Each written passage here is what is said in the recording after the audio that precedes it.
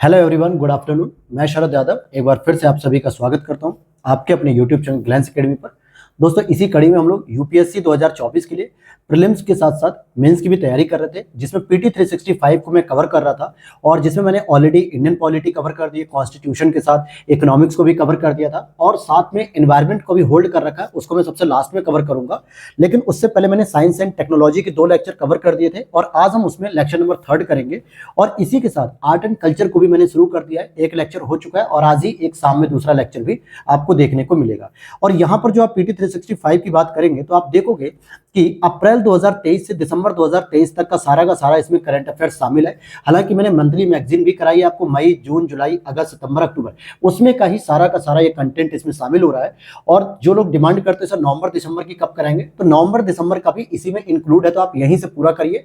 फिर जनवरी में मैं मंथली मैगजीन जो है कि शुरू करूंगा जनवरी 2024 की। तो चैनल पे पहली बार हो तो फॉलो कर लेना और लिंक एक डिस्क्रिप्शन बॉक्स में दिया गया टेलीग्राम चैनल का, जहां पे इसकी पीडीएफ आपको मिल जाएगी। और वो पीडीएफ आपको अंडरलाइन की हुई पीडीएफ मिलती है जो इंपॉर्टेंट पॉइंट होते हैं। फर्स्ट और सेकंड लेक्चर में हम लोगों ने कवर कर लिया था यहां तक, जिसमें वाईफाई की जो 7th जनरेशन आ रही है टेक्नोलॉजी, उसके बारे में बात कर ली थी। लेकिन आज हम लोग थोड़ा सा लेक्चर को बड़ा रखेंगे, जिसमें आज शुरू करेंगे फेशियल रिकॉग्निशन टेक्नोलॉजी से लेकर, और आज हम लोग यहाँ पे जो यूनिट नंबर 3 होगी स्पेस टेक्नोलॉजी से रिलेटेड, हम लोग यहाँ ग्रेविटी यानी लीगो तक हम लोग पूरा कवर करेंगे। तो आज थोड़ा लेक्चर लंबा रहेगा, तो पेशेंस के साथ बैठे रहिएगा। और इस तरीके की जो आप पीडीएफ देख रहे हो यहाँ पर जो मैं दिखाऊंगा, ये अंडरलाइन की हुई कुछ इंपॉर्टेंट पॉइंट किए हुए, तो ये पूरी पीडीएफ मैं आपको टेलीग्राम पे पोस्ट कर देता हूँ पीटी खत्म होने के बाद। तो चलिए शुरू करते हैं अपने आज के टॉपिक को। लास्ट क्लास में हम लोगों ने वाईफाई 7th टेक्नोलॉजी के बारे में बात की थी कि कैसे यूएस की कंपनी क्वालकॉम जो थी वो भारत को रिकमेंड कर रही है कि अब वाईफाई 7 जनरेशन का प्रयोग करो। तो इसके बारे में डिटेल आप प्लेलिस्ट में जाके पढ़ सकते हैं, मैंने प्लेलिस्ट में सारी क्लासेस कराई हैं। और आज का हमारा स्टार्टिंग टॉपिक रहेगा फेशियल रिकॉग्निशन टेक्नोलॉजी। तो ये क्या होता है कि फेशियल रिकॉग्नाइज करती है टेक्नोलॉजी, कौन सी टेक्नोलॉजी क्या काम करती है।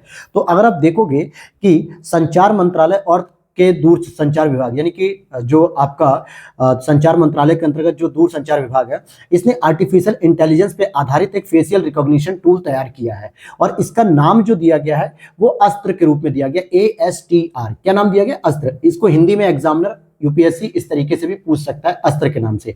अगर हम इसकी पूरी फुल फॉर्म को पढ़ना चाहें तो artificial intelligence and facial recognition powered solution for telecom SIM subscriber verification, यानी ASTR, ये इसकी एक फुल फॉर्म रखी गई, जो कि एआई आधारित एक टूल तैयार किया गया है। और साथ में एक संचार साथी पहल भी शुरू की गई है इस दौरान, जिसमें क्या होगा कि मोबाइल ग्राहक अपने नाम पर पंजीकृत जो मोबाइल कनेक्शन का पता भी लगा सकेंगे इससे, और चोरी या खोए हुए मोबाइल हैंडसेट की रिपोर्ट भी कर सकते हैं और उसे ब्लॉक भी कर सकते हैं। अभी क्या है, बहुत सारे लोगों का जब मोबाइल वगैरह खो जाता है तो आप उसको सर्च करते हो किससे, IMEI एक नंबर होता है, जो FIR करने जाते हो तो आप या तो इस नंबर को रिपोर्ट करते हो, या फिर जो आईफोन वगैरह होते हैं, जो एडवांस टेक्नोलॉजीज होते हैं, वो GPS वगैरह, या कहते हैं ना कि कैसे फोन अपना खो गया तो उसे कैसे ढूंढे, इसका प्रयोग करते हैं। और बहुत करते हैं तो सिम को ब्लॉक करवा देते हैं, बस इससे ज्यादा नहीं कर पाते हैं। लेकिन अब अगर आप संचार साथी पहल का प्रयोग कर रहे हैं, इससे क्या होगा, ग्राहक अपने मोबाइल कनेक्शन का भी पता लगा सकता है और खोए हुए चोरी मोबाइल हैंडसेट का भी पता लगा सकता है। इसको शुरू किया गया दूरसंचार विभाग के द्वारा, और जिसमें कुछ मॉड्यूल शामिल है। क्या मॉड्यूल शामिल है, अगर आप देखोगे तो आप देखोगे सेंट्रल इक्विपमेंट आइडेंटिटी रजिस्टर, अर्थात चोरी खोए हुए मोबाइल को ब्लॉक कर सकते हैं आप, अपने मोबाइल कनेक्शन को जान सकेंगे, अपने नाम पर पंजीकृत मोबाइल कनेक्शन को जानने के लिए। अब जैसे अपने नाम पर क्या होता है, जैसे आप देखोगे बहुत सारी जगह आपने आधार कार्ड दिए होंगे पहले, जब आप आधार कार्ड से सिम लेते थे, आज भी लेते हैं, लेकिन पहले क्या होता था, सिम को वेरीफाई नहीं किया जाता था, बस आपका एक आधार कार्ड रख लिया गया और आपको एक सिम दे दिया गया, और जबकि वो सिम किसी और नाम से चल रही थी। असल में क्या होता है, फिर आपके आईडी पर कहीं और दूसरा व्यक्ति सिम चला रहा होता है। तो इससे आप जब पता कर लोगे कि आपके आईडी पर कितने नाम पंजीकृत है, कितने नंबर, आप उनमें से जो आपका नहीं है आप उसे डिलीट कर सकते हो।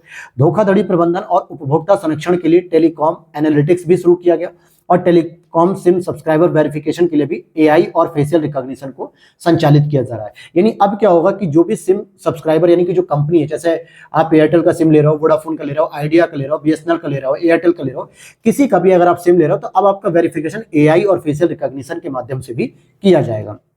तो इन्होंने जो टूल बनाया अस्त्र की बात करें तो अस्त्र को संचार साथी पहल के तहत ही लॉन्च किया गया है, जिसमें फर्जी और जाली दस्तावेजों का उपयोग करके जो सिम लिए जाते थे, अब उनकी पहचान की जा सकेगी। यानी आपने कोई सिम लिया, लेकिन आपने अपनी आईडी पर नहीं लिया, किसी और आईडी पर लिया है और आप उसे यूज कर रहे हो। यूज करने में आप हो सकता है टेरर कर सकते हो, फंडिंग कर सकते हो, मनी लॉन्ड्रिंग कर सकते हो, इस तरीके की जो नेगेटिव एक्टिविटी करोगे तो इसे जो है कि वेरीफाई किया जाएगा, पहचान किया जाएगा फर्जी या जाली तरीके से। और इसमें बड़े डेटा प्रोसेसिंग के लिए हम परम सिद्धि सुपर कंप्यूटर का भी प्रयोग करेंगे, साथ में कन्वेंशनल न्यूरल नेटवर्क मॉडल का भी उपयोग करेंगे। क्योंकि मैंने लास्ट क्लास में आपको बताया था कि आर्टिफिशियल इंटेलिजेंस जो है वो कैसे आपका न्यूरल नेटवर्क का भी प्रयोग करता है एडवांस लेवल पे, जो मशीन लर्निंग करती है। और इसी में अगर आप बात करोगे एफआरटी की, जो आप वर्ड सुन रहे हो कि फेशियल रिकॉग्निशन टेक्नोलॉजी, इसका प्रयोग होता है अपराध की जांच करने में। यानी इसकी सहायता से आप लापता बच्चे, व्यक्तियों, अज्ञात के समूह की पहचान कर सकोगे, क्योंकि इसमें फेस को रिकॉग्नाइज करेगा जो आपकी आईडी से मैच करता है। आपकी आईडी का डाटा, आधार कार्ड का डाटा, आपके आधार कार्ड में जो आइरिस ली गई, आंखों की फिंगरप्रिंट लिए गए, उसे क्या होगा एफआरटी में सेव करके फिर अगर मान लीजिए किसी व्यक्ति का शव मिल जाता है, कोई अज्ञात है, लापता है, तो उसकी फेशियल रिकॉग्नाइज किया जाता है और उससे पता चल जाता है कि ये व्यक्ति का जो डाटा है वो पहले से ही मेरे पास फीड है और ये व्यक्ति कहाँ का रहने वाला है। इसी तरीके से बैंकिंग में भी आप फेस रिकॉग्निशन सुरक्षित है। जैसे आप क्या करते हो, एटीएम में पासवर्ड डालते हो, तो अब क्या होगा, बैंकिंग आपके फेस अनलॉक से खुलेगी। बहुत सारे प्रोसेस और बहुत सारे एप्लीकेशन ऐसे आपको मिलेंगे जिसमें कोई पासवर्ड नहीं होता, जिसे कोई हैकर्स उपयोग कर सके। ठीक है, इसमें केवल आपका फेस यूज होता है। अब आपका फेस ही अगर उठा के ले गया तो इट मीन्स तो आप वैसे ही मर जाओगे, या आपको किडनैप कर लिया जाए। एयरपोर्ट पे भी आप देखोगे कि जो डिजी यात्री पहल शुरू की गई नागरिक उड्डयन मंत्रालय के लिए के द्वारा, इसमें भी प्रयोग किया सकता है। वहीं स्वास्थ्य देखभाल में भी रोगी का रिकॉर्ड वगैरह जो भी बन रहा है उसकी भी सुरक्षा की जा सकेगी। अब यहाँ पर आप देखोगे, कुल मिला के आप सिंपल लैंग्वेज में कह सकते हो कि एफआरटी का मतलब होता है फेशियल रिकॉग्निशन, अर्थात जो बायोमेट्रिक्स होती है। अब बायोमेट्रिक्स क्या होती है, आप देखोगे बहुत सारे गवर्नमेंट एम्प्लॉइज होते हैं या गवर्नमेंट इंस्टीट्यूट होते हैं या प्राइवेट इंस्टीट्यूट, तो वहां पे एक अंगूठे का जो है कि क्या होता है, अंगूठा लगाया था बायोमेट्रिक के लिए। तो इसमें आपकी टाइपिंग स्टाइल हो सकती है, नेविगेशन स्टाइल हो सकती है, इंटरेक्शन स्टाइल, फिजिकल स्टाइल, ये भी एक तरीके से बायोमेट्रिक है। बॉडी के हिसाब से देखोगे तो चेहरे की पहचान, हस्ताक्षर, आंखों की स्कैनिंग, उंगलियों के निशान, आवाज की पहचान। बहुत सारे आप हॉलीवुड मूवी या बहुत एडवांस लेवल की मूवी में देखोगे कि बड़ी बड़ी कंपनियों के सीईओ क्या करते हैं, वो अपनी वॉइस को जो है कि पासवर्ड बनाते हैं, अपनी फिंगरप्रिंट को बनाते हैं, अपनी आंखों के स्कैन को बनाते हैं। या फिर आप देखोगे डीएनए और नाड़ी की पहचान के आधार पर भी, अगर आप जिंदा हो तभी आपका वो खोला जाएगा, आप मृतक हो गए हो तो ऐसे में वो पासवर्ड नहीं खुल सकेगा। तो ये भी एक तरीका हो सकता है। और यहाँ पर अगर आप देखोगे कि एफआरटी क्या करती है, किसी व्यक्ति के चेहरे का उपयोग करके उसकी पहचान करने या उसकी पहचान की पुष्टि करने का एक तरीका होता है। और इसमें कंप्यूटर एल्गोरिदम किसी व्यक्ति के चेहरे की आकृति, चाहे उसमें चीक बोन्स, होठों के आकार, इनका एक मैप तैयार कर लेती है और संख्यात्मक कोड में उसे बदल लेती है। और जब उस तरीके को फेस प्रिंट करते हैं, जैसे आप फेस को अपने उस मशीन के सामने रखते हो, तो आपके फेस को उस संख्यात्मक मैप से, यानी संख्यात्मक जो न्यूमेरिकल कोड होते हैं उससे वेरीफाई करती है, जो आपका फर्स्ट टाइम यूज किया गया था। जैसे अगर आप कभी नया फोन लेते हो तो उसमें फिंगरप्रिंट लॉक होता है, आप उसको पहली बार जब फिंगरप्रिंट लगाते हो तो उसमें कई बार मांगना पड़ता है उसे, अंगूठे को। जैसे आप अगर अंगूठा लगा रहे हो तो 8 से 10 बार जो है कि अलग अलग स्टेप से, अलग अलग तरीके से आप उसको रिकॉग्नाइज करते हो, और इसके बाद जब भी आप उसे ओपन करते हो जब दोबारा, तो एक ही बार में वो ओपन हो जाता है। तो ये चीजें थी। अब इसी में हम बात करेंगे, नेक्स्ट टॉपिक हमारा रहेगा सुपर कंप्यूटर। सुपर कंप्यूटर हमारा उस समय रिकॉर्ड में आ गया या उस समय चर्चा में आ गया जब हमारे सुपर कंप्यूटर एरावत को दुनिया के 500 सुपर कंप्यूटर्स की लिस्ट में टॉप 100 के अंदर शामिल किया गया और 75 स्थान मिला। आप देखोगे यहाँ पे आर्टिफिशियल इंटेलिजेंस के बेस पे super computer research analytics and knowledge domination platform Airavat, इसकी फुल फॉर्म है, इसको विश्व के 500 सुपर कंप्यूटिंग सूची में 75वां स्थान मिला। तो जो भारत का जो सबसे फास्टेस्ट सुपर कंप्यूटर है वर्तमान में, वो एरावत के नाम से, जो कि 75वें नंबर पे आता है और ये आर्टिफिशियल इंटेलिजेंस पे आधारित। तो सबसे पहले हमें एरावत के बारे में जानना चाहिए कि बेसिक नॉलेज के बारे में। तो सबसे इंपॉर्टेंट बात आती है कि महाराष्ट्र के पुणे में जो सीडैक आपका संस्थान है, यानी कि centre for development of advance computing, जो एडवांस लेवल के कंप्यूटर को तैयार किया था सीडैक के द्वारा, यहां पर स्थापित किया गया पुणे में। और भारत का सबसे बड़ा और सबसे तेज एआई सुपर कंप्यूटिंग सिस्टम है ये, जिसकी क्षमता 13,170 टेराफ्लॉप है। अब टेराफ्लॉप क्या होता है, जैसे आप कैलकुलेटिव गणना करते हो तो जब आप कोई मोबाइल यूज करते हो जिसमें मेगाबाइट होता है, गीगाबाइट होता है, टेराबाइट होता है, किलोबाइट होता है, केबी हम कहते हैं, तो इसी प्रकार से कंप्यूटर की भी एक गणना करने की क्षमता होती है। और उसमें सुपर कंप्यूटर के लिए टेराफ्लॉप, पेटाफ्लॉप, इस तरीके की जो है कि मतलब काम किए जाते हैं क्षमता को लेकर। और अगर हम बात करें सीडैक के अनुसार, तो इसका जो उबंटू स्कोर है, उबंटू स्कोर जो ऑपरेटिंग सिस्टम का, वो लगभग इस पर कार्य करता है। और एआई सिस्टम को जो एनपीएआई यानी नेशनल आर्टिफिशियल इंटेलिजेंस प्रोग्राम के रूप में स्टैब्लिश किया जा रहा है, इसलिए एरावत को एआई पर तैयार किया गया। अब यहां पर बात आती है कि सुपर कंप्यूटर क्या होता है। तो यहां सबसे संबंधित बात है कि सुपर कंप्यूटर किसी भी सामान्य कंप्यूटर की तुलना में बहुत अधिक तेजी से काम करता है, बहुत अधिक मात्रा में डेटा को प्रोसेस कर सकता है। ये हाई परफॉर्मेंस कंप्यूटिंग सिस्टम कहलाते हैं, यानी कि बहुत बड़े डेटा को बहुत कम समय में ही जो है कि पोस्ट अपडेट कर देते हैं। अभी जैसे मैं अगर बात करूं, इलेक्टोरल बॉन्ड की बात हो रही थी, तो कांग्रेस के प्रवक्ता जयराम रमेश जी ने स्पष्ट रूप से कहा कि हमारी टीम को इलेक्टोरल बॉन्ड के जो डेटा को मिलान करने में अपने सिस्टम के द्वारा जो सुपर कंप्यूटर वगैरह यूज भी करते होंगे, मुश्किल से 10 सेकंड लगा और उसमें सारी डिटेल्स आ गई कि किसको इलेक्टोरल बॉन्ड के द्वारा पैसा दिया गया था, जबकि एसबीआई कह रहा था कि हमें 3 महीने लगेगा। तो इसका मतलब क्या समझ में आता है कि बहुत बड़े डेटा को प्रोसेस करने में बहुत कम समय लगता है, और इसकी जो स्पीड होती है अगर आप देखोगे तो लगभग मिलियन इंस्ट्रक्शन प्रति सेकंड के बजाय ये फ्लोटिंग पॉइंट ऑपरेशन प्रति सेकंड यानी कि फ्लॉप्स में मापा जाता है, इसलिए इसको जो पेटाफ्लॉप्स मेटाफ्लॉप्स अभी मैंने आपको बताया वो है। और शीर्ष 500 में केवल भारत का एक ही नहीं बल्कि 3 अन्य कंप्यूटर भी शामिल है, जैसे परम सिद्धि एआई, प्रत्यूष और मिहिर, लेकिन टॉप मोस्ट जो आपका माना जाएगा वो एरावत होगा। भारत में जो सबसे पहला सुपर कंप्यूटर बनाया गया था, पहला सुपर कंप्यूटर परम 8000 था, जो आज भी आप लोग यूपीपीसीएस आरओ या वनडे एग्जाम्स के लिए रटते हो, और 1991 में इसे स्टैब्लिश किया गया था। परम शिवाय एक राष्ट्रीय सुपर कंप्यूटिंग मिशन के तहत 2019 में स्वदेशी रूप से असेंबल किया गया था, और यह पहला सुपर कंप्यूटर था जिसके सारे बॉडी पार्ट्स, परम शिवाय के सारे बॉडी पार्ट्स स्वदेशी थे। अब यहां पे हम बात करते हैं कि नेशनल सुपर कंप्यूटिंग मिशन ये क्या इसको उपयोग होंगे। तो सबसे इंपॉर्टेंट है कि अति आधुनिक स्तर पर रिसर्च की जा सकेगी, ठीक है, जिसमें अत्यधिक मात्रा में डेटा का इस्तेमाल करके जटिल वैज्ञानिक इंजीनियरिंग उद्देश्यों की गणना की जा सके। मौसम का हम पूर्वानुमान पहले से ही लगा सकेंगे, जैसे प्रत्युष सुपर कंप्यूटर की मदद से ऑलरेडी हम लोग लगाते हैं, लेकिन और भी बेहतर हो सकेगा। स्वास्थ्य और चिकित्सा को लेकर दवा यौगिकों और इनके समाधान खोजने के लिए काम होगा। एरोस्पेस और इंजीनियरिंग को लेकर जो है कि हम इसका प्रयोग कर सकते हैं। वहीं ऊर्जा अन्वेषण और इसके खोज को लेकर, जैसे अगर आप देखोगे नेचुरल गैस की खोज की जाती है, कई सारे खनिज संसाधनों की खोज की जाती है, तो इनसे संसाधनों की खोज और उत्पादन करने वाली प्रक्रियाओं को और भी बेहतर बनाने में मदद मिलेगी एडवांस लेवल पर। और रक्षा और सेना यानी कि डिफेंस और आर्मी को भी परमाणु हथियार डिजाइन करने के लिए भी कहीं ना कहीं फायदा मिलेगा। भारत सरकार ने नेशनल सुपर कंप्यूटिंग मिशन को 2015 में शुरू किया था, ध्यान देना, जबकि भारत में जो परम नाम का जो सबसे सुपर कंप्यूटर था, परम 8000 के नाम से, इसको सबसे पहले 1991 में एस्टैब्लिश किया गया था, लेकिन नेशनल सुपर कंप्यूटिंग जो मिशन है इसे 2015 में शुरू किया गया था। और अगर हम बात करें संयुक्त रूप से, इसको विज्ञान और प्रौद्योगिकी विभाग और इलेक्ट्रॉनिक्स एवं सूचना प्रौद्योगिकी विभाग इनके द्वारा संयुक्त रूप से संचालित किया जा रहा है। हालांकि सीडैक और बेंगलुरु स्थित आईआईएससी द्वारा इसे कार्यान्वित भी किया जा रहा है इस मिशन के तहत। और आगे अगर हम अतिरिक्त कुछ जानकारी आपको देना चाहें, जैसे आप डिजिटल घड़ी या डिजिटल इंडिया के बारे में बात करेंगे, RISCV माइक्रो प्रोसेसर एक कार्यक्रम है जो कि इलेक्ट्रॉनिक सूचना प्रौद्योगिकी मंत्रालय ने भारत में DIR कार्यक्रम को शुरू किया। अगली पीढ़ी के माइक्रो प्रोसेसर के विनिर्माण को प्रोत्साहित करेंगे। भारत को RISCV प्रतिभा केंद्र और चिप्स सिस्टम का आपूर्तिकर्ता भी इसको बना रहे हैं। तो ये सारी चीजें, वहीं सेमीकंडक्टर वगैरह पॉलिसी भी हम भारत में, गुजरात राज्यों में आप देख सकते हो सेमीकंडक्टर पार्क भी आपके यूपी में बन रहा है। तो इस तरीके से आप कह सकते हो कि हाँ, धीरे धीरे अब हम अपने नेशनल सुपर कंप्यूटिंग के लिए जो बेसिक इंफ्रास्ट्रक्चर चाहिए, बेसिक जो है कि गैजेट चाहिए, टूल चाहिए, वो सारे के सारे भारत में डेवलप किए जा रहे हैं। और इसी तरीके से परम शिवाय जो सुपर कंप्यूटर तैयार किया गया वो कहीं ना कहीं आपके स्वदेशी तकनीक पर आधारित था।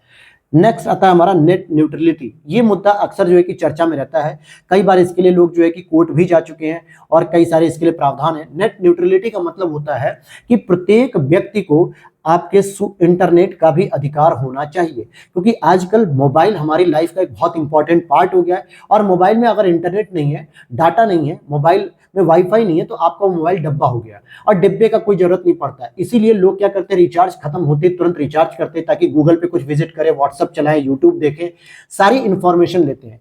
तो कहीं ना कहीं आपको नेट तक एक्सेस होना, यानी इंटरनेट तक आपकी पहुंच होना, ये भी एक आपका अधिकार बनता जा रहा है। लेकिन कई बार ऐसा होता है, भारत में बहुत सारे ऐसे क्षेत्र होते हैं जहां पे आक्रामक गतिविधियां चल रही होती हैं, जहां पे कुछ लोग जन आंदोलन कर रहे होते हैं, जानबूझ के भड़काते हैं, भारत की अखंडता को कमजोर कर रहे होते हैं।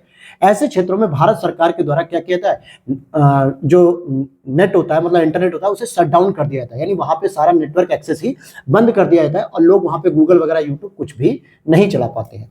इसी को लेकर ये मामला है। तो इसमें देखते हैं कि कई सारे जो स्टार्टअप्स हैं उन्होंने ट्राई को एक पत्र लिखा कि OTT सेवाओं को विनियमित करने की टेलीकॉम सेवा प्रदाताओं की मांग का विरोध किया है। तो यहाँ पे नेट न्यूट्रलिटी क्या होती है कि सभी के लिए मुक्त व समान इंटरनेट की उपलब्धता को संदर्भित करता है। इंटरनेट सेवा प्रदाताओं सहित सभी कंपनियों को इंटरनेट डेटा एवं उपयोगकर्ताओं के साथ समान व्यवहार करना चाहिए। जितने भी इंटरनेट सेवा प्रदाता जो कंपनी होती हैं, चाहे वो आपकी एयरटेल हो, वोडाफोन हो, आइडिया हो, जो आपको इंटरनेट प्रोवाइड कराती है, इसके साथ और भी जो सभी कंपनियां जो इंटरनेट डेटा वगैरह देती है, तो इसके लिए सभी को समान व्यवहार करना चाहिए। अब जैसे क्या होता है, उन्हें कुछ उपयोगकर्ताओं के हितों की पूर्ति के लिए इंटरनेट तक पहुंच को प्रतिबंधित नहीं करना चाहिए। आप समझिएगा कि कंपनियां क्या होती है, कुछ लोगों के हितों को पूरा करने के लिए बाकी लोगों को इंटरनेट तक पहुंचने नहीं देती हैं। न ही कंटेंट तक पहुंच की गति को धीमा या कंटेंट को ब्लॉक करना चाहिए। वो क्या करते हैं, कई बार आप देखोगे कि बहुत सारे ओटीटी प्लेटफॉर्म्स हैं जहां पे नेटफ्लिक्स हो गया, आपका अमेजन प्राइम हो गया, हॉटस्टार हो गया, ये सब कुछ ऐसी चीजें होती हैं जिनको पेड कर देते हैं कि भाई आप रुपए पेमेंट करिए और अपना ले लीजिए। और कुछ ऐसे होते हैं जो एडवर्टीजमेंट के थ्रू होता है कि एडवर्टीजमेंट आप देखते जाओ तब आपको वो चीजें देखने को मिलेंगी। तो ये सारे काम नहीं होने चाहिए। और इसको रोकने के लिए ट्राई ने डेटा सेवाओं के लिए भेदभावपूर्ण टैरिफ का निषेध अधिनियम जो रेगुलेशन था 2016 का एक नया फ्रेमवर्क जारी किया, जिसमें ट्राई ने दूर संचार सेवा प्रदाताओं को अलग अलग दरें वसूलने से रोक दिया और नेट न्यूट्रलिटी सुनिश्चित करने का प्रयास करने का किया है। और इसीलिए आप देखोगे आज आप कोई भी नेट का रिचार्ज करते हो किसी भी कंपनी का, तो लगभग आपको रेट सेम मिलते हैं। जैसे 700 रुपए का अगर रिचार्ज कर रहे हो तो उसमें हर एक कंपनी ये क्लेम करेगी कि आपको मैं 1.5 GB डाटा भी दूंगी और साथ में आपको 84 दिन के लिए पैक मिलेगा। ऐसा नहीं कि एयरटेल 700 रुपए में कह देगा कि मैं तो 500 दिन के लिए दे रहा हूँ या 300 दिन के लिए दे रहा हूँ, ऐसा नहीं है। तब तो बाकी कंपनियां क्या होंगी, तुरंत मार्केट से बाहर हो जाएंगी, क्योंकि हर व्यक्ति को 700 रुपए में 1.5 GB डाटा प्लस 400 दिन 300 दिन के लिए अगर ये पैक मिल रहा है तो व्यक्ति उसकी तरफ जाएगा ना। तो ये चीजें नहीं होनी चाहिए। अब यहां पर एक शब्द आया ओटीटी प्लेटफॉर्म, तो क्या होता है ये ओवर द टॉप सेवा के बारे में अगर आप जानोगे तो ओटीटी वस्तुतः सार्वजनिक इंटरनेट पर अंतिम उपयोगकर्ताओं को उपलब्ध कराए जाने वाले डिजिटल कंटेंट, कोई सर्विस या एप्लीकेशन होते हैं। अब ओटीटी में दो कैटेगरी होती है, ओटीटी संचार और ओटीटी एप्लीकेशन। संचार में आप देखोगे ऑनलाइन जैसे व्हाट्सएप हो गया, टेलीग्राम हो गया, फेसबुक हो गया, ये सब हो गए। लेकिन अगर वहीं एप्लीकेशन के तौर पर देखोगे तो मीडिया सेवाएं, व्यापार, वाणिज्य, क्लाउड सेवाएं, सोशल मीडिया जैसे फेसबुक, अमेजॉन, नेटफ्लिक्स आदि होते हैं, हॉटस्टार होते हैं। तो ये सब एप्लीकेशन है कि जब तक आप एप्लीकेशन को इंस्टॉल नहीं करोगे तब तक आप इनका यूज नहीं कर सकते। जैसे नेटफ्लिक्स का एक एप्लीकेशन हो गया, हॉटस्टार एक एप्लीकेशन हो गया, एमएक्स प्लेयर एप्लीकेशन हो गया, अमेजन प्राइम एक एप्लीकेशन हो गया। जबकि व्हाट्सएप और टेलीग्राम होते जरूर एप्लीकेशन है, लेकिन एक कम्युनिकेशन के लिए होते हैं कि आप इससे दूसरे व्यक्ति से कम्युनिकेट कर पाते हो, आप मैसेज कर पाते हो, आप उसे कोई प्रोफाइल भेज पाते हो। लेकिन क्या नेटफ्लिक्स पे आप कोई कम्युनिकेट कर रहे हो?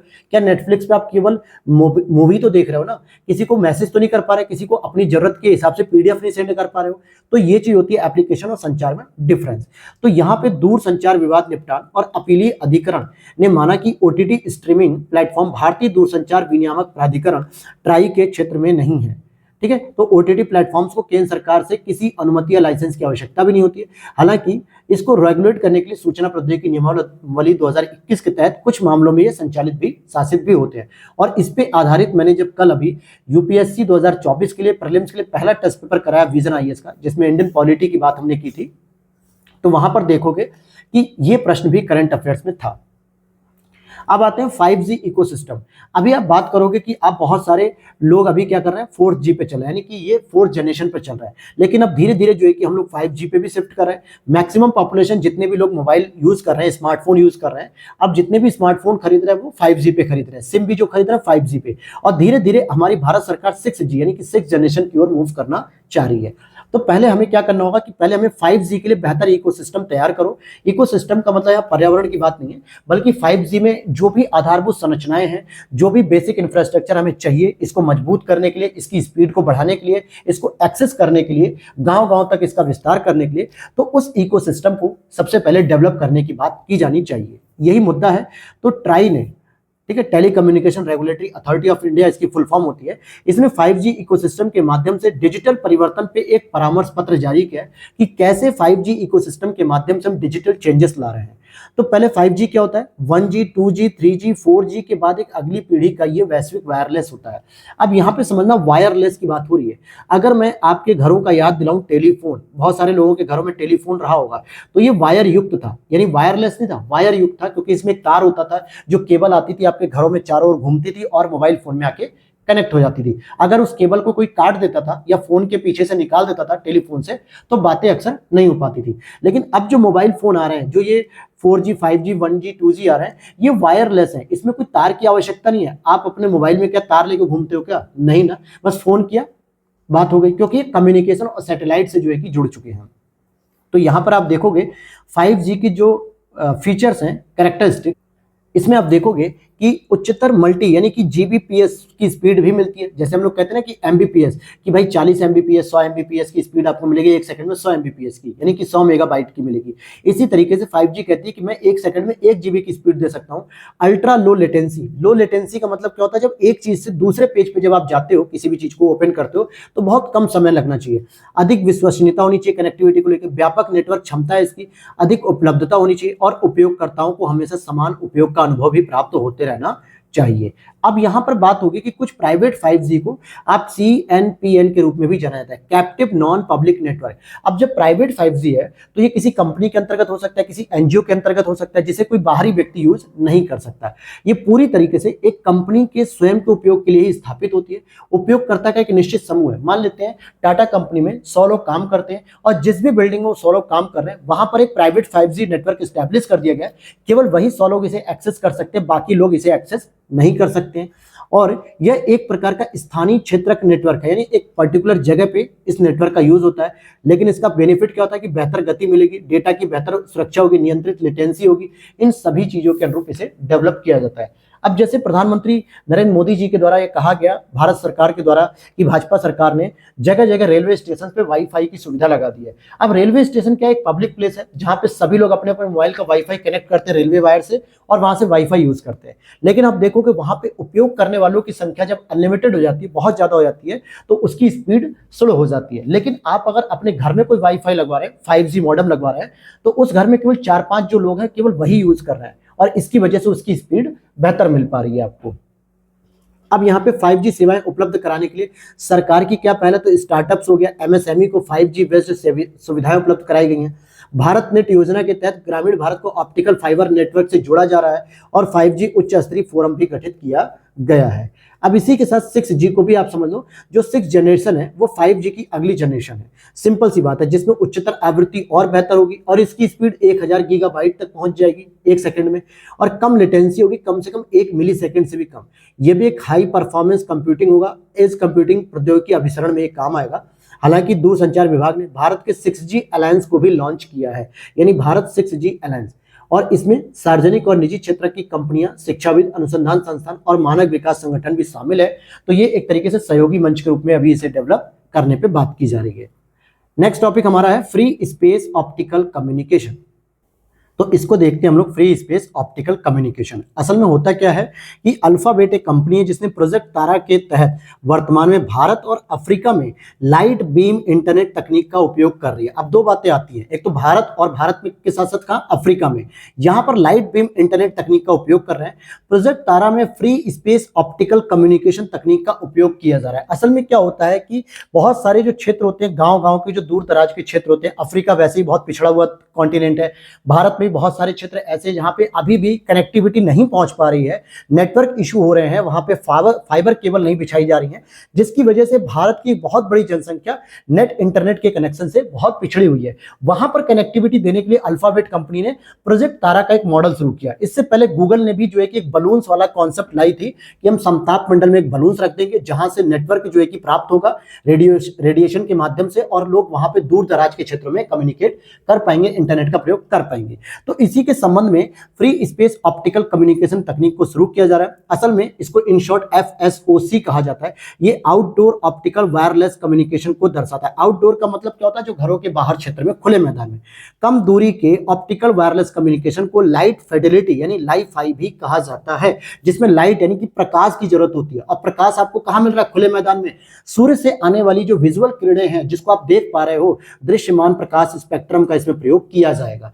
तो इसका मतलब क्या हुआ, इसका प्रयोग दिन में कर सकते हो और रात में अगर हम वहां पे लाइट की व्यवस्था कर दें, ट्यूबलाइट्स की व्यवस्था कर दें, तो वहां से भी हम इसका प्रयोग कर सकते हैं। लाइफ फाई का ये कॉन्सेप्ट होता है। तो असल में लाइफ फाई जो होता है विजिबल लाइट कम्युनिकेशन के सिद्धांत पे काम करता है। एक ऐसी लाइट जो हमें दिख रही होती है। अभी आप वाईफाई यूज कर रहे हो वायरलेस कम्युनिकेशन पे, चाहे लाइट का बल्ब बंद कर दो चाहे ऑन कर दो, तब भी आप वाईफाई यूज कर पा रहे हो। लेकिन आगे आने वाले समय में अब लाइफ फाई की तरफ कॉन्सेप्ट हो रहा है कि जब आपके रूम के अंदर लाइट जलेगी तो एक लाइट फिडेलिटी प्रकाश बनेगा और जहां से आप वाईफाई की तरह इंटरनेट को यूज कर पाओगे।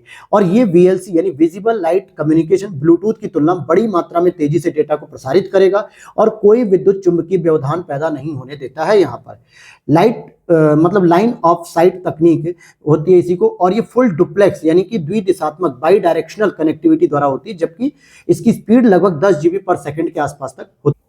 और जो इसकी कार्य प्रणाली होती है वो सामान्यतः ओएफसी यानी ऑप्टिकल फाइबर केबल के समान नेटवर्क समान की होती है, और एफएसओसी में ऑप्टिकल बीम मुक्त हवा के माध्यम से भेजे जाएंगे और इसमें ग्लास फाइबर के माध्यम से होंगे। इसका फायदा क्या होगा? सबसे अधिक पहली चीज ये अधिक लागत प्रभावी होगी, अर्थात सस्ती होगी, जल्दी से ये यूज में आ सकेगी और तीव्र गति से डेटा भी ट्रांसफर हो सकेगा। इसका प्रयोग हम सैन्य इस्तेमाल में कर सकते हैं, आर्मी वगैरह में, या ग्लेशियर वगैरह जम्मू कश्मीर के क्षेत्र है, या last mile access. Last mile access का मतलब होता है दूरवर्ती जो गांव होते हैं। अब जैसे गुजरात का जो सबसे पश्चिमी बिंदु गोरा माता हो गया, या फिर किबुथु हो गया अरुणाचल प्रदेश का, कुछ ऐसे सुदूर होते हैं, रिमोट सेंसिंग एरियाज होते हैं जहां पे रास्ते नहीं होते, कनेक्टिविटी नहीं होती, पानी नहीं होता, बिजली नहीं होता है, वहां पर भी हम दूर संचार और कंप्यूटिंग नेटवर्किंग वगैरह का प्रयोग कर सकते हैं।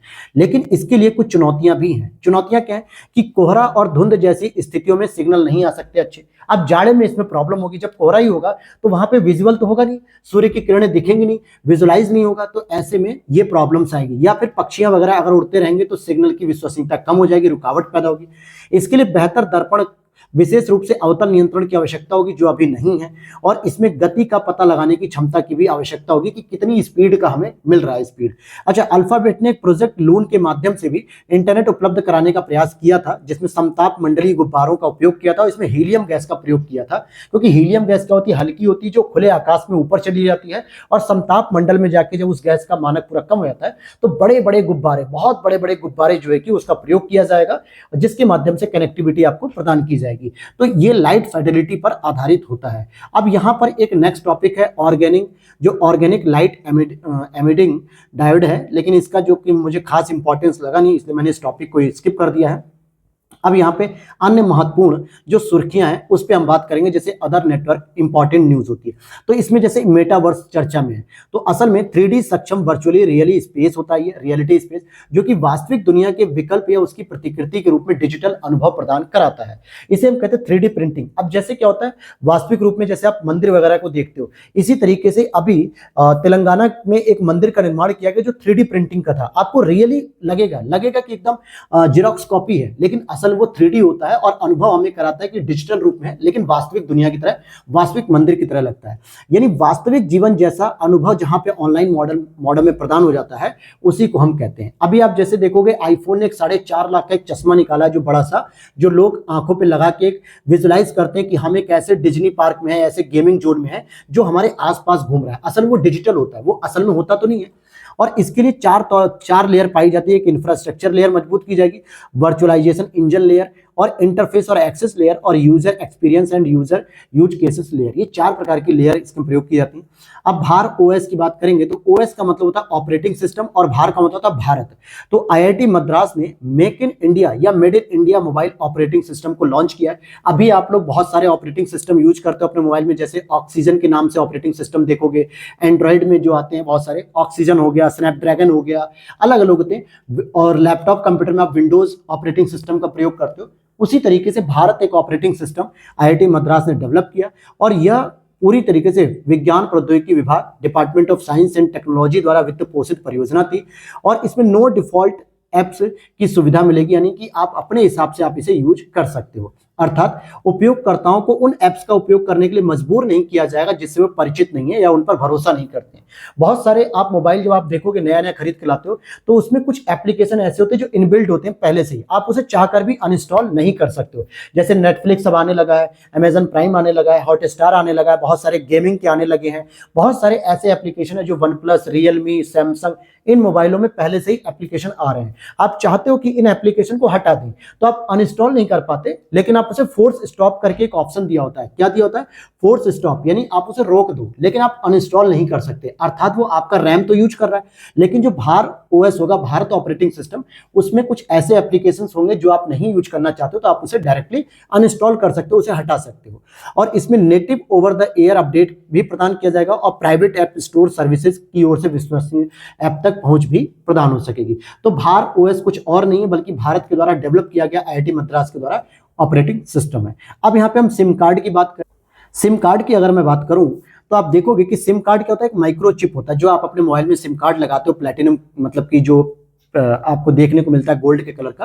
तो किसी नेटवर्क पर ये ग्राहक की पहचान होती है। असल में जो सिम कार्ड होता है वो कोई ना कोई आईडी से वेरीफाइड होता है, जो नंबर होता है वो किसी एक व्यक्ति की पहचान बताता है, नेटवर्क की भी।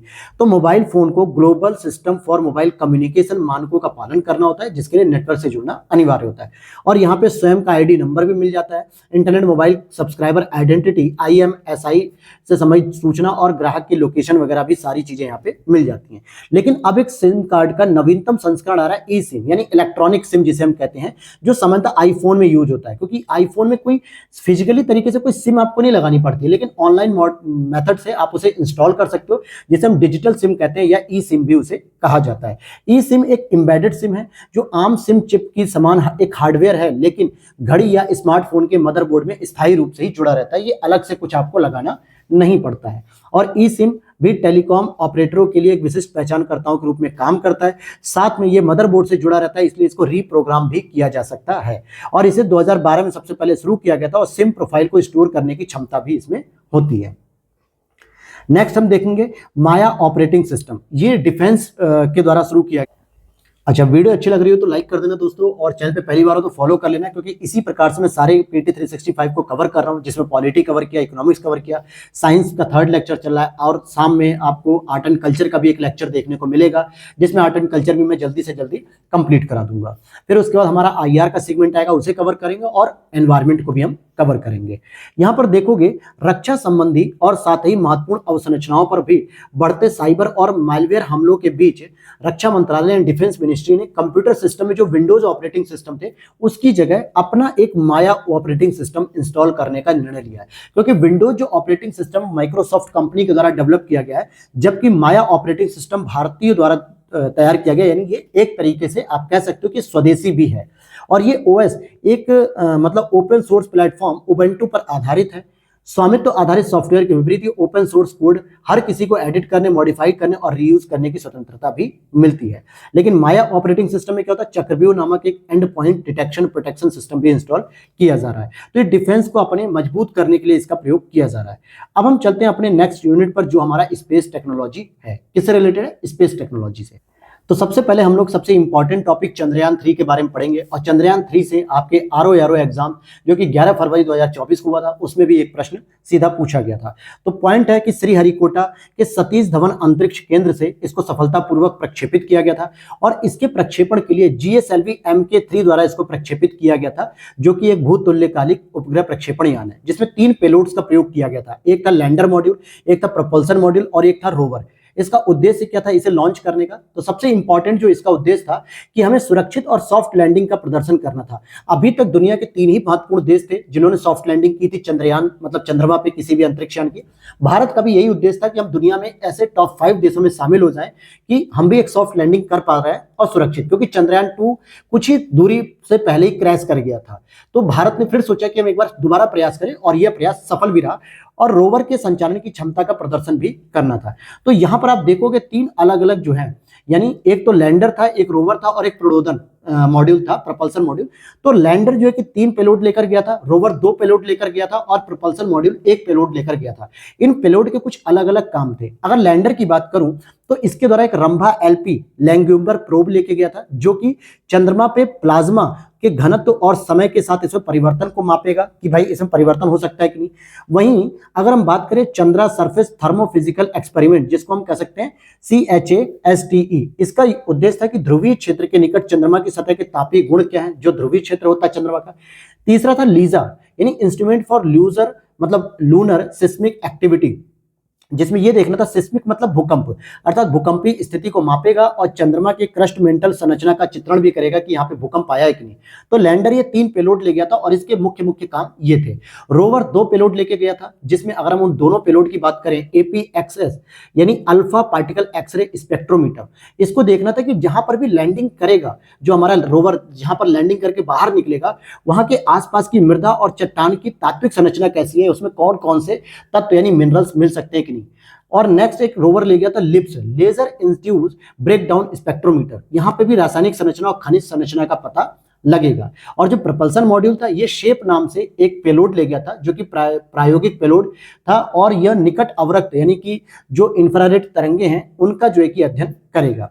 तो यहां पर आप देखोगे कि जो रिजल्ट मिला वो हमें ये मिला, रिजल्ट क्या मिला कि जो लैंडर के द्वारा सरफेस थर्मोफिजिकल एक्सपेरिमेंट जो पेलोड लेके गया था विक्रम लैंडर, इसने बताया कि 70 डिग्री सेंटीग्रेड तापमान दर्ज किया गया। चंद्रमा की सतह के आसपास 20 से 30 डिग्री सेंटीग्रेड तक का आसपास टेम्परेचर रह सकता है। और दूसरा लिप्स की बात करें, अगर लेजर इंड्यूस्ड ब्रेकडाउन स्पेक्ट्रोमीटर, जो कि प्रज्ञान नाम के रोवर के द्वारा ये पेलोड ले गया था, जिसने बताया कि दक्षिणी ध्रुव के पास चंद्रमा की सतह पर सल्फर की पुष्टि हुई है। तो इंपॉर्टेंट हो जाता है कि प्रज्ञान जो रोवर था उसने अपने लिप्स नाम के जो पेलोड था उससे बताया कि चंद्रमा के दक्षिणी ध्रुव पर सल्फर की उत्पत्ति मिली है, मतलब पुष्टि हुई है, और साथ में एल्यूमिनियम, कैल्शियम, फेरस ऑक्साइड यानी आयरन और क्रोमियम के भी तत्वों का पता लगा है। वहीं जो लैंगमुइर प्रोब था, जो विरल प्लाज्मा की स्टडी कर रहा था, तो इसने उपस्थिति का पता लगा कि यहाँ पे एक लिक्विड फॉर्म में और कम मात्रा में प्लाज्मा भी मौजूद है, और यहाँ पे रेडियो तरंगें चंद्रमा के विरल प्लाज्मा के आवरण से आसानी से गुजर जाती हैं। और साथ में क्रेटर का भी पता चला, क्रेटर का, कि चंद्रयान 3 के रोवर ने चंद्रमा की सतह पे 4 मीटर व्यास वाले क्रेटर की भी खोज की। क्रेटर मतलब एक गड्ढा होता है, जैसे कि हमारे लोनार झील है आपके महाराष्ट्र में, जो बताया था कि कोई उल्का पिंड वगैरह जब पृथ्वी की सतह पर, चंद्रमा की सतह पर गिरता है तो बहुत बड़ा एक गड्ढा बन जाता है, और उसमें जब झील का पानी इकट्ठा रहता है, मतलब पानी, तो उसे हम क्रेटर झील भी कहते हैं। और साथ में चंद्रमा की मिट्टी की अगर हम बात करें तो यहाँ पर रेगोलिथ की एक मोटी परत संपूर्ण चंद्रमा की सतह को कवर करती है, और यह परत खंडित और असंगठित चट्टान सामग्री से बनी हुई है। चंद्रमा की मिट्टी में कोई कार्बनिक पदार्थ मौजूद नहीं है, ये बात इंपॉर्टेंट है। और चंद्र रेगोलिथ के जो घटक थे उन्हें एग्युलेनेट्स भी कहा गया था। तो यहाँ पे आप देखोगे कि कुछ इंपॉर्टेंट रिजल्ट यहाँ पर देखने को मिले प्रज्ञान के द्वारा और विक्रम लैंडर के द्वारा, रोवर के द्वारा। तो ये अलग अलग जो स्टडी आई हुई थी, यही यूपीएससी सीधे सीधे प्रश्न पूछ सकता है, या यह भी पूछ सकता है कि कौन कौन से पेलोड्स यहाँ से गए थे। अब यहाँ पे चंद्रयान फर्स्ट की बात भी करनी जरूरी है और चंद्रयान सेकंड की बात भी करनी जरूरी है। तत्कालीन जो कांग्रेस गवर्नमेंट थी 2008 में, इसने इस उद्देश्य से भेजा था कि पृथ्वी से दिखने और न दिखने वाले चंद्रमा के भाग का एक 3D एटलस तैयार करना, यानी हमें जो पृथ्वी से रोज चंद्रमा दिख रहा है और जो हिस्सा नहीं दिख रहा है उन दोनों की एक 3D इमेज तैयार करना। जबकि 2019 वाले में चंद्रयान 2 की ये मतलब उद्देश्य था कि चंद्रमा पर एक सॉफ्ट लैंडिंग करेंगे और रोवर के माध्यम से चंद्रमा की सतह का अध्ययन करेंगे, लेकिन इस सॉफ्ट लैंडिंग में भी फेल हो गया और चंद्रयान फर्स्ट भी फेल हो गया था। निष्कर्ष क्या निकला चंद्रयान फर्स्ट और सेकंड से? निष्कर्ष ये निकला कि चंद्रयान फर्स्ट ने कहा कि अल्प मात्रा में वाष्प के रूप में हमें जल का पता चला है, और उत्तरी ध्रुव पर हिम के रूप में जल का भी पता चला है। साथ में इसने बताया महासागरीय मैग्मा परिकल्पना की भी पुष्टि हुई, कमजोर सौर ज्वाला जो कि सोलर फ्लेयर होते हैं, जो सूर्य से आते हैं, जो आग के गोले, उसके भी सिग्नल मिले, और नई स्पिनल समृद्ध शैलों का भी पता चला। जबकि चंद्रयान 2 ने बताया कि हाइड्रोक्सिल रेडिकल यानी OH और जल के अणु H2O का भी अलग अलग पता चला। साथ ही चंद्रमा की सतह पर सभी अक्षांशों पर जल की मौजूदगी भी पता चली। वायुमंडल में चंद्रमा के आर्गन 40 की मौजूदगी पता चली। चंद्रमा की सतह पर गौण तत्व जैसे क्रोमियम और मैग्नीज की भी पता चलता है, और सौर ज्वालाओं के बारे में भी जानकारी मिलती है। तो चंद्रयान फर्स्ट ने कुछ रिजल्ट दिए, चंद्रयान सेकंड ने कुछ रिजल्ट दिए, और चंद्रयान थर्ड ने जो इंपॉर्टेंट रिजल्ट दिए, जैसे कि फास्फोरस की प्राप्ति हुई, जल की प्राप्ति हुई, क्रेटर की प्राप्ति हुई है। तो ये सारे पॉइंट आपको याद होने चाहिए 1, 2, 3 के कंपैरिजन के बेस में। और यहाँ पे हालिया में अगर हम कुछ मिशनों की बात करें जो अदर कंट्रीज के द्वारा किए गए थे, तो साउथ कोरिया ने दनूरी मिशन को जो है कि लॉन्च किया 2022 में, जापान ने हाकुतो आर मिशन 2022 में लॉन्च किया, रूस ने एक लूना मिशन जो कि हमारे भारतीय चंद्रयान मिशन के साथ ही था, ये भी प्रश्न आया हुआ था आरओ एग्जाम्स में, लॉन्च किया 2023 में। यूएस के आर्टेमिस सेकंड ने जो कि लॉन्च होगा 2025 में, और इजराइल का बेरेसीट 2 ये 2025 में लॉन्च होंगे। तो ये कुछ चंद्रयान मिशन भी हैं जो हो चुके हैं और होने वाले भी हैं। अब यहाँ पे हम बात करेंगे चंद्रयान 3 की जो सॉफ्ट लैंडिंग होती है उसके बारे में क्या क्या बातें आती हैं सामने। तो यहाँ पर हम इस पॉइंट को फिर से देख लेते हैं कि चंद्रमा 3 के जो लैंडर ने चंद्रमा के दक्षिणी ध्रुव पर सफलतापूर्वक सॉफ्ट लैंडिंग की। तो पहली बात और दूसरी बात, सॉफ्ट लैंडिंग करने वाला दुनिया में भारत चौथा देश बन गया, लेकिन दक्षिणी ध्रुव पर लैंडिंग करने वाला दुनिया में पहला देश बन गया, क्योंकि इससे पहले जो 3 देश थे उन्होंने भूमध्य रेखा 0 डिग्री इक्वेटर के आसपास जो है कि लैंड किया था, जबकि भारत ने दक्षिणी ध्रुव पर लैंड किया। तो इसी के आगे आप देखोगे कि विक्रम ने जो चंद्रयान 3 का जो लैंडर था विक्रम, इसने जिस स्थान पर सॉफ्ट लैंडिंग की थी दक्षिणी ध्रुव पर, वहां पर प्रधानमंत्री नरेंद्र मोदी जी के द्वारा उस नाम को शिव शक्ति पॉइंट कहा गया। और जहां पे 2019 में चंद्रयान 2 का लैंडर जो क्रैश कर गया था, हालांकि उतर नहीं पाया था, सॉफ्ट लैंडिंग नहीं कर पाया, क्रैश कर गया, उस पॉइंट को तिरंगा पॉइंट कह दिया गया है। और स्पेशली ये ध्यान रखना कि चंद्रयान 3 जो लॉन्च किया गया था और उसके बाद 23 अगस्त को उतरा था, जो कि जुलाई में लॉन्च किया गया, तो 23 अगस्त को जब चंद्रमा की सॉफ्ट लैंडिंग हुई थी चंद्रमा पर, मतलब दक्षिणी ध्रुव पे, तो उस दिन को राष्ट्रीय अंतरिक्ष दिवस के रूप में सेलिब्रेट किया जाता है। अब किस रूप में? राष्ट्रीय मतलब कि अंतरिक्ष डे या नेशनल स्पेस डे के रूप में। और चंद्रयान 3 के सफलता के बारे में अगर हम बात करें तो चंद्रमा के दक्षिणी ध्रुव के पास सॉफ्ट लैंडिंग करने वाला दुनिया का ये पहला देश बन गया। कब? दक्षिणी ध्रुव पर। लेकिन अगर हम बात करें चंद्रमा पर किसी भी सतह पर अगर सॉफ्ट लैंडिंग कर रहा है तो भारत चौथा देश बन गया। पहले अमेरिका, रूस, चीन ऑलरेडी कर चुके हैं, लेकिन ये सभी भूमध्य रेखा पर करते थे, जबकि भारत ने एक नया कीर्तिमान स्थापित किया दक्षिणी ध्रुव पर करके, और ये दुनिया का पहला देश बन गया। लेकिन सॉफ्ट लैंडिंग करने में बहुत सारी चुनौतियां भी आती हैं, और शायद इसी वजह से हमारा चंद्रयान 2 जो था वो फेल हो गया था। चंद्रयान क्या क्या चुनौती? पहली चीज कि दुर्गम भूभाग, यानी कि हमें यही नहीं पता होता कि चंद्रमा के जिस क्षेत्र पर हम सॉफ्ट लैंडिंग कर रहे हैं वहां पे केवल हम इमेजेस के माध्यम से हम बस आइडिया लगा पा रहे हैं, न कि वहां पर हम किसी और प्रकार से आइडिया लगा पा रहे हैं। तो इसलिए दुर्गम भूभाग होता, अचानक से ऊंचाई नीचाई गहरा वगैरह गड़बड़ी कुछ भी हो सकती है। फिर वहीं दूरी की बात करें कि कितनी हाइट पर से जो है कि नीचे उतार के कितने एरिया में उतारा जाएगा। तीसरा गति, आप सॉफ्ट लैंडिंग को ये समझिए ना, 6000 किलोमीटर प्रति घंटे की स्पीड से यहां से चंद्रयान 3 लॉन्च हुआ और उसे अत्यधिक तीव्र गति को अचानक से शून्य गति तक लाना पड़ता है किसी भी क्षति के बिना। इसी को हम कहते हैं सॉफ्ट लैंडिंग। और जबकि चंद्रमा पर कोई वायुमंडल भी नहीं है और किसी भी वस्तु को रोकने के लिए एक माध्यम की आवश्यकता पड़ती है जो कि घर्षण होता है। जैसे आप अगर गाड़ी चला रहे हो, बस चला रहे हो, 4 व्हीलर चला रहे हो, ट्रेन चला रहे हो, तो आप देखो कि जिस डायरेक्शन में जा रहे होते उसी डायरेक्शन से आने वाली हवा आपको पीछे की ओर धकेलती है, जिसकी वजह से आप में फ्रिक्शन उत्पन्न होता है और आपके ब्रेक लगते हैं, टायर जो है कि काम करते हैं, ब्रेक लगने पे फ्रिक्शन काम करता है और आपकी गाड़ी रुक जाती है। लेकिन चंद्रमा जो 6000 किलोमीटर की स्पीड से, वो अचानक कैसे रुकेगा जीरो पे आके, जिसके पास न तो कोई फ्रिक्शन लग रहा है, ना कोई वायुमंडल है, उसके पहिए कैसे रुकेंगे? तो ये भी एक बहुत बड़ा चैलेंज था। और ऐसे में जो लूनर की डस्ट है, चंद्रमा की जो डस्ट है, धूल है, उसकी वजह से कैमरे का लेंस खराब हो सकता है, स्पष्ट फोटो नहीं आ पाएगी, गलत रीडिंग भी देखने को मिल सकती है। तो ये सभी चैलेंजेस रहते हैं। हालांकि इसके बावजूद भी क्यों सॉफ्ट लैंडिंग मतलब लैंडिंग साइट के लिए साउथ पोल को ही जो है कि सेलेक्ट किया गया, ये इंपॉर्टेंट बात आती है। तो दक्षिणी ध्रुव से कुछ जुड़े लाभ थे जो अभी तक दुनिया के जो 3 देश थे जिन्होंने भूमध्य सागर मतलब भूमध्य रेखा के आसपास लैंडिंग की थी, उन्हें नहीं पता चला, ना तो दुनिया को पता चल रहा था। अरबों वर्षों कुछ पहले क्रेटर्स पर सूर्य का प्रकाश नहीं पड़ रहा था, छाया में रहे क्रेटर्स में पर्याप्त जल होने का अनुमान था, भविष्य के मिशनों के लिए जो है कि ये इसका प्रयोग किया सकता था। आवश्यक संसाधनों का एक बड़ा स्रोत भी है जो अभी तक दोहन नहीं हो सका, जैसे पारा और चांदी। लैंडिंग करने वाले पिछले सभी अंतरिक्ष यान चंद्रमा के भूमध्य रेखीय क्षेत्र पर उतरते थे, जबकि पहली बार ऐसा हुआ कि दक्षिणी ध्रुव पर उतरे। और हालांकि भूमध्य रेखा के आसपास उतरना ज्यादा आसान और ज्यादा सुरक्षित है, इसलिए अमेरिका, रूस और चाइना वहीं उतरे। लेकिन हम भारतीय हैं और हमेशा जोखिमों से लड़ने की हमारे में ताकत होती है। हम हमेशा खतरों के आगे डर मतलब कहते हैं ना कि डर के नहीं बल्कि डट के खड़े रहते हैं, जीतते हैं। और इसीलिए शायद हमने भूमध्य रेखा का चयन नहीं किया, हमने दक्षिणी ध्रुव का चयन किया कि कितनी भी चुनौती आएगी लेकिन हम सफल जरूर होंगे। तो 2019 में फेल हुए, 2009 में फेल हुए, 2008 में, लेकिन 2024 में हम सक्सेस हो गए। अब नेक्स्ट आता है टाइडल लॉकिंग, जो इंपॉर्टेंट नहीं था इसलिए मैंने स्किप किया इस टॉपिक को।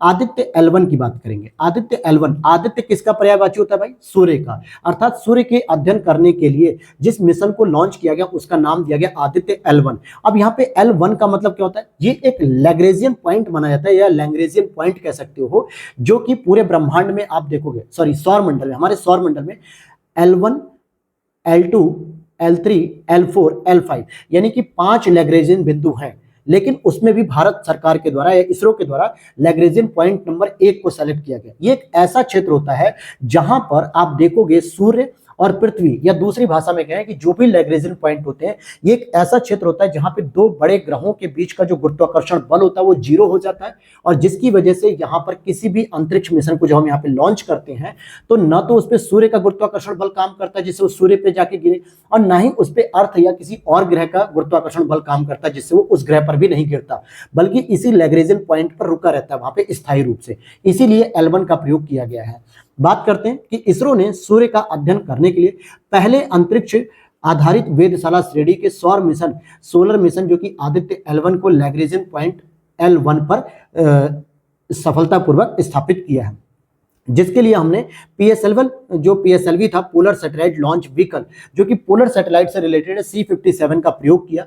और इस मिशन में क्या क्या उद्देश्य हमने रखे हैं, तो पहला उद्देश्य है कि सूर्य का जो ऊपरी वायुमंडल है, क्रोमोस्फीयर और कोरोना का अध्ययन किया जाएगा। क्रोमोस्फेरिक और coronal heating, coronal mass ejection की परिघटना और सौर लपट, जिसे हम कहते हैं सोलर फ्लेयर्स, ये इनकी भौतिकी अध्ययन करना। साथ में अंतरिक्ष के मौसम को प्रभावित करने वाले कारक, जिसमें सौर पवन की उत्पत्ति होती है, उनके संगठन, उनकी गति, इन सब का भी हम अध्ययन करेंगे कि स्पेस के मौसम को ये कैसे प्रभावित करती है। और इसमें आप देखोगे कि आदित्य L1 में टोटल 7 पेलोड्स गए हैं। जैसे अभी मैंने आपको बताया कि चंद्रयान 3 में भी कितने गए थे, लगभग 7-6 गए थे। 3 आपका ये ले गया था, लैंडर ले गया था, और 2 आपके रोवर ले गए थे, और 1 प्रपल्सन मॉड्यूल ले गए थे, तो 6 थे। लेकिन आप देखोगे आदित्य L1 जो मिशन है उसमें 7 पेलोड गए हैं, जिसमें इसरो के द्वारा जो है कि 5 तैयार किए गए और 2 शैक्षणिक संस्थानों के द्वारा तैयार किए गए। तो जो रिमोट सेंसिंग पेलोड है, इसमें आप देखोगे विजिबल एमिशन लाइन कोरोग्राफ, यानी कि कोरोनोग्राफ की स्टडी होगी, सोलर अल्ट्रावायलेट इमेजिंग टेलीस्कोप की स्टडी होगी, सोलर लो एनर्जी स्पेक्ट्रोमीटर की स्टडी होगी, और high energy L1 orbiting xray spectrometer की भी स्टडी होगी। वहीं इन C2 पेलोड की बात करें तो Aditya solar wind particle experiment, plasma analyser और एडवांस ट्राई, तो ये 3-4 जो है कि आपको याद होने चाहिए। इन शॉर्ट आप इन नामों से भी इनको याद रख सकते हो।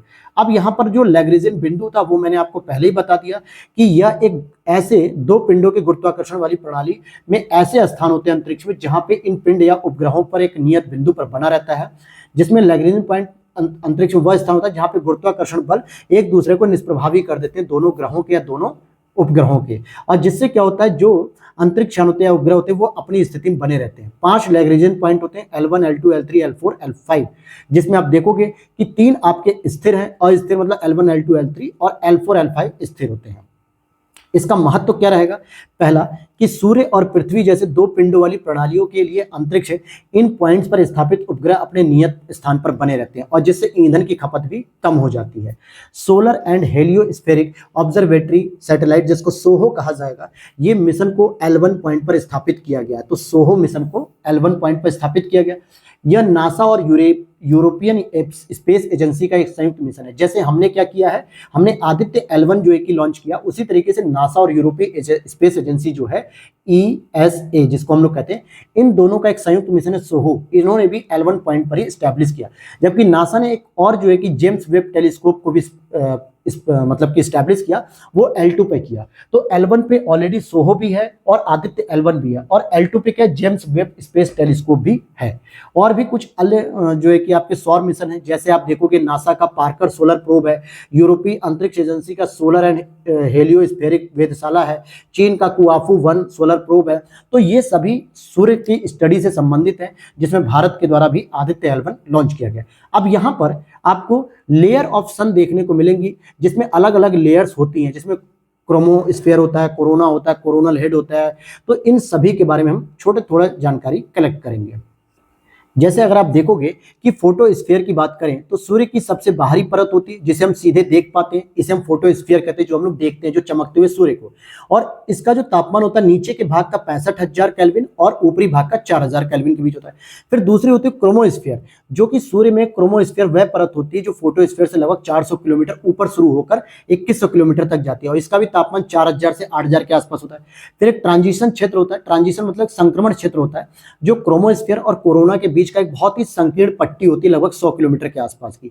इसका भी टेम्परेचर कभी कभी 8000 केल्विन से बढ़कर अचानक 5 लाख केल्विन तक हो जाता है। कोरोना की बात करें तो ये सूर्य की सबसे बाहरी परत होती है, जो सौर सतह यानी कि फोटोस्फीयर से भी लगभग 2100 किलोमीटर ऊपर पाई जाती है। और इसी तरीके से आप कोरोनल होल्स को भी देख सकते हो, जो अत्यधिक पराबैंगनी और कम एक्सरे सौर छवियों में से कोरोना के काले रंग धब्बों से संबंधित होते हैं। सन स्पॉट की बात करें तो ये कोरोनल होल्स की तरह होते हैं। सूर्य के डिस्क बाकी हिस्सों की तुलना में अधिक गहरे और ठंडे होते हैं, तो ये सन स्पॉट होते हैं। जो सूर्य पे आपको जो काले धब्बे देखने को मिलते हैं, कुछ इस प्रकार के ये धब्बे देखने को मिलते हैं, ये भी यहीं पर होते हैं। और अगर हम सोलर फ्लेयर की बात करें, जो सौर ज्वाला होती है, ये सूर्य पर होने वाले एक विशाल विस्फोट होते हैं। सूर्य क्या है? एक तरीके से तारा है, ग्रह तो है नहीं, तारा है। और इसमें ऊर्जा, प्रकाश, उच्च गति वाले कण अंतरिक्ष में मुक्त हो जाते हैं जब इनका विशाल विस्फोट होता है, सौर ज्वालाओं का। और अगर हम बात करें तो इसमें कोरोनल मास इजेक्शन में कण विकिरण, ज्यादातर प्रोटॉन और इलेक्ट्रॉन तथा शक्तिशाली चुंबकीय क्षेत्र भी पाए जाते हैं। तो ये सारी चीजें स्टडी हो पाएंगी। वहीं सोलर विंड की बात करें अगर हम, सौर पवन, तो एक सोलर ऑर्बिटर है जो यूरोपीय अंतरिक्ष एजेंसी और नासा का एक संयुक्त मिशन है, जो आवेशित कणों के कई अपेक्षाकृत छोटे जेट्स का पता लगाता है, जिसको पिको फ्लेयर जेट्स भी कहते हैं। और यह जेट सौर पवन की निरंतरता के प्रमुख स्रोत होते हैं। ये कुछ खास इंपॉर्टेंट नहीं है। लेकिन अब जो हमारा नेक्स्ट टॉपिक होगा वो है हमारा गगनयान मिशन।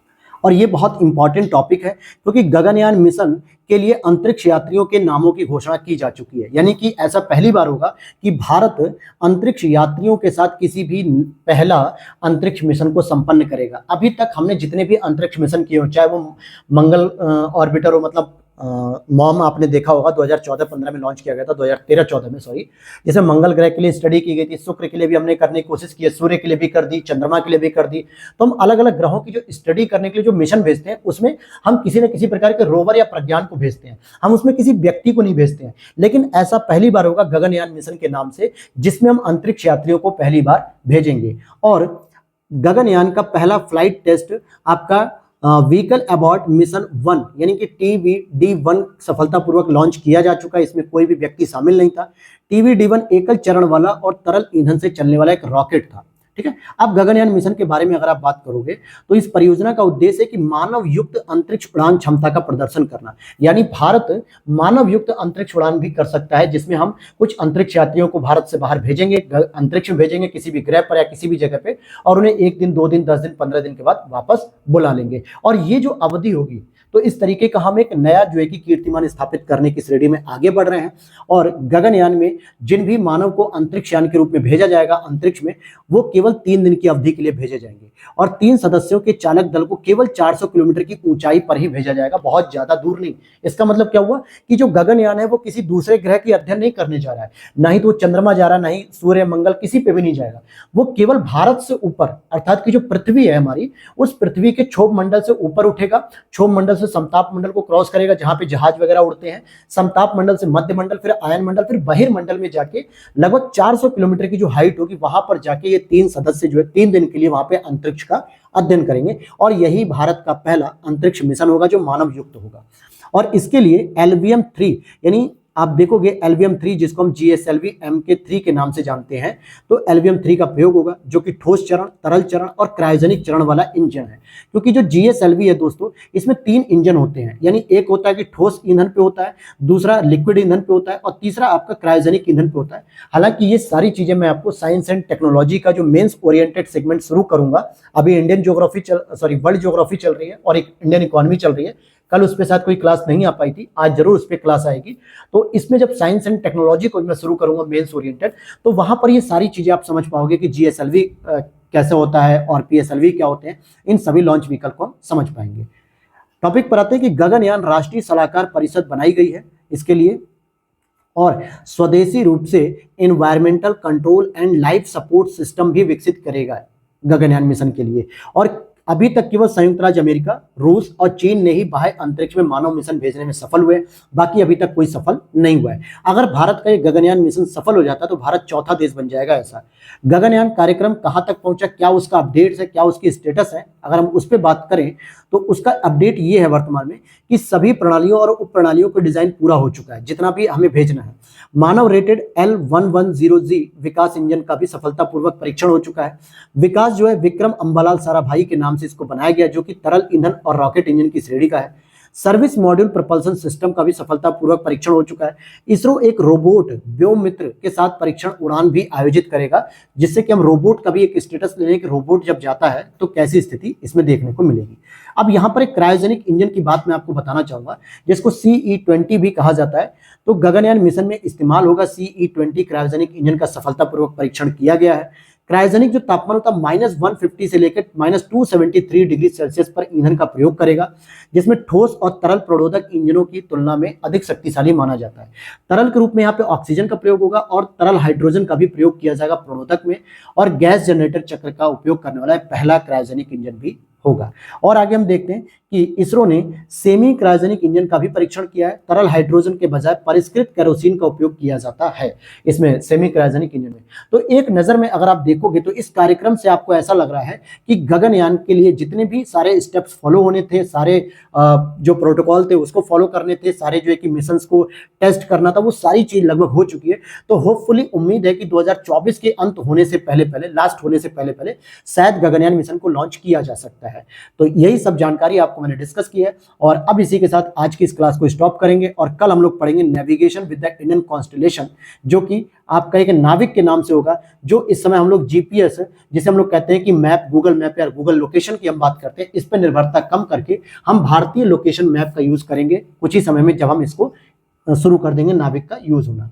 तो इन्हीं सब लेक्चर्स के साथ हम लोग नेक्स्ट क्लास में मिलेंगे। मिलते हैं नेक्स्ट वीडियो में। Thanks for watching.